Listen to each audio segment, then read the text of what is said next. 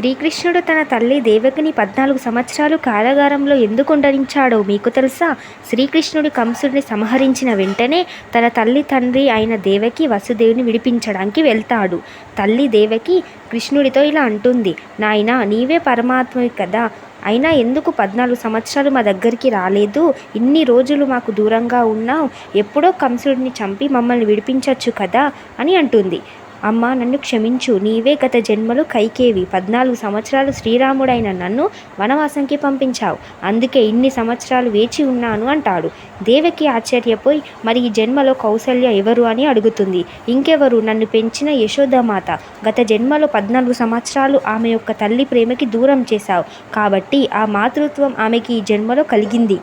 ఎంతటి వారు అయినా కర్మఫలాలు అనుభవించక తప్పదు, దేవుళ్ళైనా మనుషులైనా కర్మ నుండి తప్పించుకోలేరు అని శ్రీకృష్ణుడు అంటాడు. ఈ వీడియో మీకు నచ్చినట్టయితే లైక్ చేసి షేర్ చేయండి, అలానే మన ఛానల్ సబ్స్క్రైబ్ చేయండి.